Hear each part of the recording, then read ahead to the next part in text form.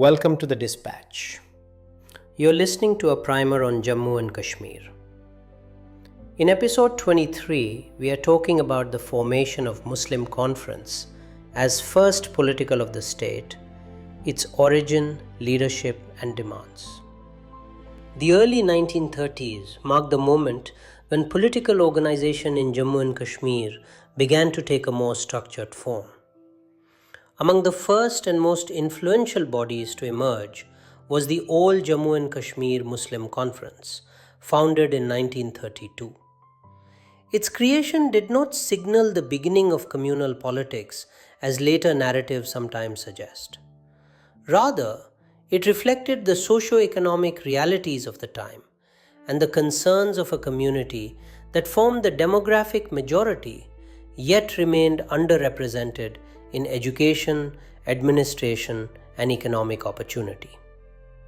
The roots of the Muslim Conference lay partly in the aftermath of the 1931 agitation and partly in the rise of a small, articulate, educated class in Srinagar.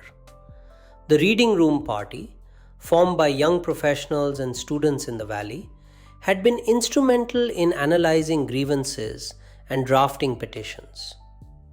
Its members grew increasingly convinced that a more formal political platform was necessary to engage with the Maharaja's government, the Residency, and the newly formed Glancy Commission. Against this backdrop, the Muslim Conference took shape.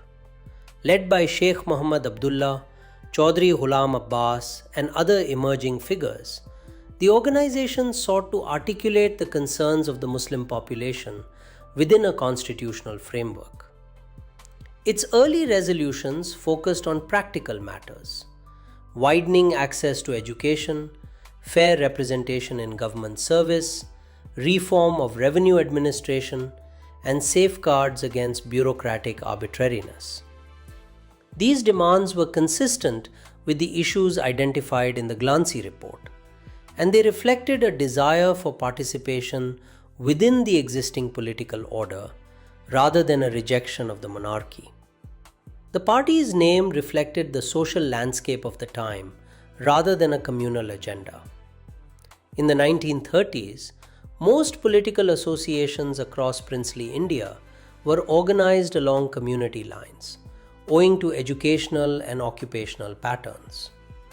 Muslims in Jammu and Kashmir were overwhelmingly rural and economically disadvantaged, while administrative and professional positions were concentrated among small urban Hindu elites. The Muslim Conference thus became a platform for voicing the concerns of the community most affected by the structural inequalities of the period. The organization grew steadily in the valleys, towns, and villages. Meetings were held in public squares, mosques, and community halls, where educated speakers explained the implications of the Glancy recommendations and encouraged participation in emerging political processes. Urdu newspapers, local and those arriving from Lahore, carried reports of the organization's activities, spreading awareness beyond Srinagar. The Muslim Conference gained further momentum with the establishment of the Praja Sabha in 1934. Elections, though restricted, provided an avenue for the party to contest seats, articulate programs, and participate in legislative debate. Its representatives spoke on issues of taxation, education, irrigation, and administrative fairness, subjects that resonated with large sections of the population. Importantly, the party's early leadership maintained communication with leaders from other communities. Sheikh Abdullah regularly interacted with Kashmiri Pandit intellectuals, and there were efforts, limited but sincere, to build a shared discourse around economic and political rights. The political vocabulary of the Muslim Conference in the 1930s was shaped not by sectarian hostility, but by aspirations for equitable treatment and constitutional reform. By the late 1930s, however, new debates were emerging inside the organization about the future direction of politics in the state. These discussions, shaped by national currents, internal disagreements, and broader ideas of identity, would eventually lead to the party's reorganization as the National Conference. But that transformation belonged to a later moment.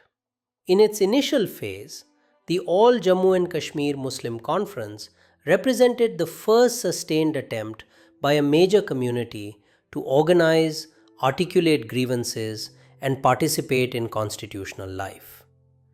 It was a product of its time, born from social inequality, administrative change, and the new political awakening taking shape across the subcontinent. Thanks for watching this episode of Primer on Jammu and Kashmir. Here is a quick note from the editors of the Dispatch.